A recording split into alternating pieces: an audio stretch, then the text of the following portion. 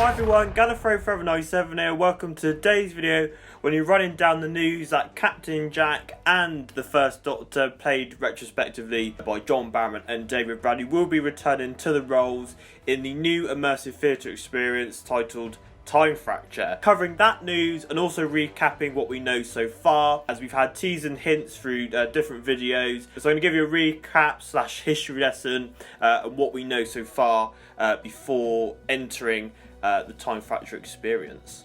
So we got teasers yesterday that there would be announcements from Time Fracture, and there are these blurred images, but people kind of pieced together. There was an outline of the First Doctor. John Barron also posted a video on his social media of him getting his hair dyed, and obviously when that happens, people are like, oh, it's got to be Captain Jack related. So there's been various photos released of them on green screen separately. These are pre-recorded cameos which will appear in the immersive show. Along with the announcement this morning, there was also 2 interviews released with both actors, about 5 minutes in length each, both talking about how they got into the show, what it means for them to sort of come back and play these characters, what it means for the audience, and also what interests them to get involved in this immersive show. David Bradley reflects on how he was first in Dinosaurs on a Spaceship in part 1 of series 7. He thought that was going to be it, that was going to be the end of his Doctor experience, but obviously then the year later he once played William Hartnell in Adventure Space and Time, and then in Twice Upon a Time he actually played the First Doctor, and it was obviously done various big finish as well.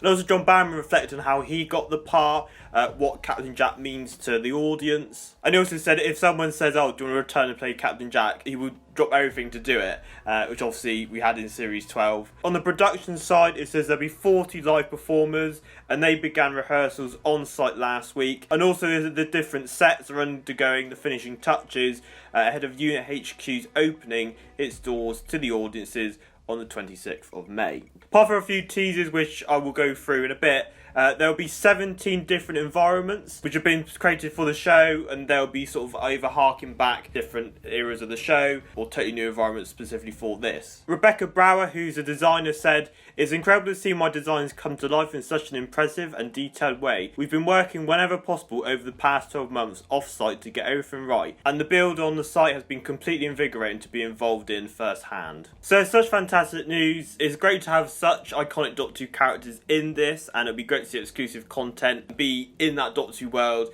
with characters such as the First Doctor and Captain Jack in this immersive show. As a Doctor Who fan, it's a dream come true. Sort of the fantasies I'm sure many people play outside their heads of different adventures. This is a real life adventure you can do.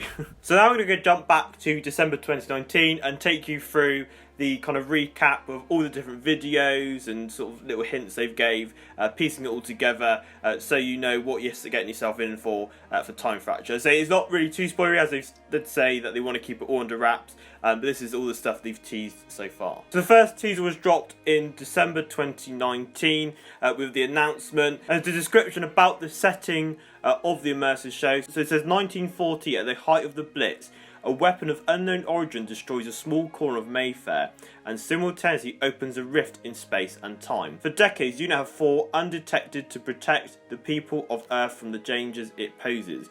Weakened and beaten back as the fractures multiply out of control, they're close to defeat. And as the 11th Doctor was saying, Day of the Doctor, this is where I come in. Then August last year, we got 3 unit file logs, which saw scientists near the Time Fracture studying it. The first one was 14682. This saw 2 scientists, including scientist Yates, who I assume is in relation to Captain Mike Yates from the John Pertwee era. Give us a bit of context of what they've been doing, how they've been studying it. They're trying to figure out how big this could reach out. And they had a mysterious object pop through the crack, and it was one of the 10th Doctor's sand shoes, as I like to call it in Day of the Doctor. They're not sand shoes.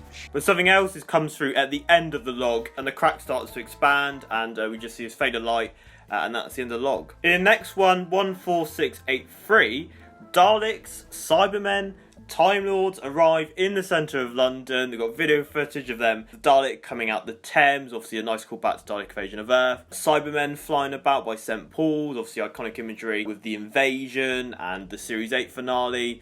And then we just got some Time Lords rocking about as well. But they do say it was a time when London was not busy, so he managed to sort of capture them all and get it all under wraps. We also have another shoe come through, and this is the 11th Doctor's shoe. So we've got 1 pair of the 10th Doctor and 1 pair of the 11th Doctor's shoes. Sergeant Robert Dudley is sent into the time fracture to find out the source and try to stop it. They give him a warning saying, don't interfere, it's like the butterfly effect, don't mess with time in the past. He's sent in with a rope, but the rope goes through and he goes missing. And the final one, 14684, they show us a plan that they're going to use the vortex manipulator with their other machine that they've created to sort of coincide with each other to send volunteers in after Sergeant Dudley goes missing. We also get a message from the doctor saying, have they got his shoes? And also Operation Time Fracture with a list of names, which will be, guess, you, the audience, if you attend. And it rounds off a lovely message from Kate Stewart saying that someone that's close to her and her family, she's just into the Brigadier, which got a nice painting of him behind him. And obviously they're all about the doctor. She says that she shared these logs so people can understand what they're getting themselves in for. And she's inviting you on this dangerous adventure to go into the time fracture to help save the universe. And also there's a lovely behind the scenes video of people involved talking about the project, saying that it would be a 360 world, immersing audiences with the story happening along with them and around them. There'll be lots of Doctor Easter eggs. Maybe we won't get it all in one go, so obviously it gives you the opportunity to go again and kind of take in more stuff, and there are Easter eggs that you may notice. And also be made different locations, including bars, spaceships, stuff from the past. And also there's a nice little model which obviously they've created in miniature to obviously make into a full-on set of 76 Totters Lane, which obviously from the first ever story with the first Doctor from an unearthly child, which hopefully that will coincide with what David Bradley's been doing, filming scenes for this. So there you go, that's all what we know so far.